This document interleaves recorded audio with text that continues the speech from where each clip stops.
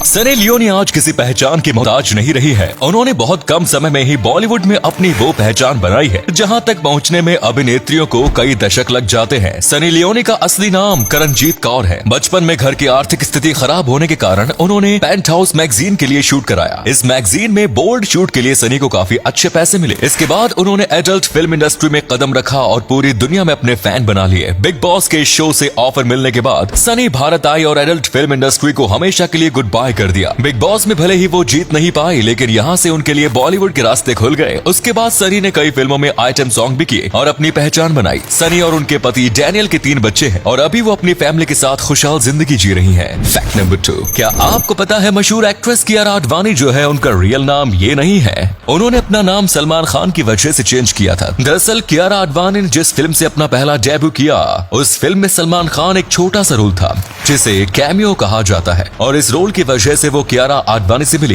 पर तभी उनका नाम आलिया आडवाणी था। इसीलिए सलमान खान ने कहा कि तुमको अपना नाम चेंज कर देना चाहिए, क्योंकि आलिया पहले से ही एक बहुत फेमस एक्ट्रेस है और सलमान खान कियारा से कई गुना ज्यादा एक्सपीरियंस्ड है और फेमस एक्टर थे, और इसीलिए कियारा को उनकी एडवाइस अच्छी लगी और उनकी एडवाइस को उन्होंने मान लिया और नाम चेंज कर लिया। नंबर 3, दोस्तों आपको पता होगा कि जब भी कोई फैन किसी बॉलीवुड स्टार के बहुत ही ज्यादा करीब जाता है तो उसके बॉडीगार्ड्स उन्हें धक्का मार देते हैं या फिर उन्हें दूर भगा देते हैं। कई बार तो इसमें मारा पीटी भी हो जाती है और इसके बाद बॉलीवुड स्टार को बहुत ही ज्यादा क्रिटिसाइज किया जाता है। लेकिन ऐसा करने के पीछे बहुत इंपॉर्टेंट वजह है, क्योंकि कई बार फैंस अपनी हद पार कर जाते हैं। जैसे कि एक बार अक्षय कुमार अपने सारे फैंस से हाथ मिला रहे थे और उनके साथ सेल्फी खिंचवा रहे थे और इसी बीच एक फैन ने इनके साथ एक बहुत ही ज्यादा भद्दा मजाक किया। इसे मजाक भी नहीं कह सकते बल्कि अटैक कह सकते हैं, क्योंकि उस फ्रेंड ने अक्षय कुमार के हाथ में ब्लेड मार दी। जी हाँ दोस्तों, आपने बिल्कुल सही सुना। अक्षय कुमार सबसे हाथ मिला रहे थे और उन्हें हाथ में थोड़ा जलन महसूस हुआ और उसने देखा तो उनका हाथ खून से लथपथ था और उनके हाथ पर एक कट लगा हुआ था और इसीलिए बॉडीगार्ड सख्ती बरतते हैं।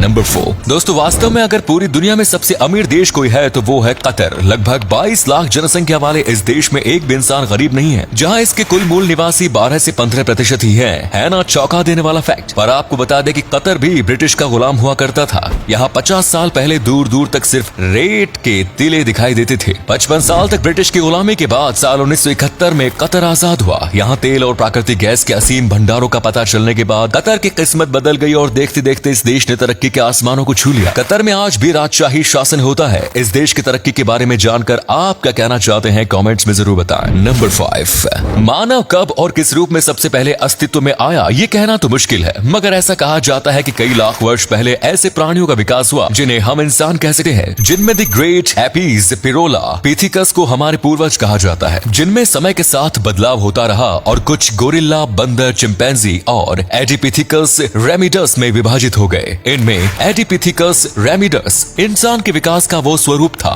जिनका दिमाग संतरे के आकार का था और पैरों से उतरकर दोनों पैरों पर थोड़ा सीधा चलने लगे। जमीन पर सीधा चलने की वजह से पेड़ों की तुलना में ऊर्जा कम खर्च होती थी, जिसकी वजह से ये पहले होमो हेबिलिस, फिर होमो इरेक्टस और फिर होमो सेपियंस में बदल गए। होमो हेबिलिस के रूप में ही हमारे पूर्वजों ने पत्थर के औजारों से शिकार करना शुरू कर दिया था। जब ये होमो इरेक्टस में बदले तो इन्होंने आग से भोजन पकाकर खाना शुरू कर दिया। आग की खोज मानव इतिहास में अब तक की सबसे बड़ी खोज थी। धीरे धीरे समय बीतता गया और हमारे पूर्वजों ने आवाज निकालना शुरू कर दिया, जो होमो सेपियंस के निंडरथाल्स के रूप में सामने आए, जो आज के इंसान की तरह ही चालाक, शातिर और बुद्धिमान थे। इस तरह आधुनिक इंसान का स्वरूप निखर के आया। नंबर 6, वो दिन गए जब लोग ताजे दूध के लिए स्थानीय दूध बेचने वाले पर निर्भर रहते थे। लगभग अब हर चीज तैयार रूप में पैकेट में बेची जाती है और इसमें दूध भी शामिल है। पर क्या आप जानते हैं कि पैकेट वाला दूध आखिर बनता कैसे है? अमूल और मदर डेयरी जैसी कंपनियां अपना दूध खुद प्रोड्यूस नहीं करती, बल्कि गाय रखने वाले पशुपालकों से ही लेती है। जैसे मिल्क कलेक्शन सेंटर इन पशुपालकों से 18 से ₹20 प्रति लीटर के हिसाब से दूध की क्वालिटी जाँच कर खरीद लेती है। फिर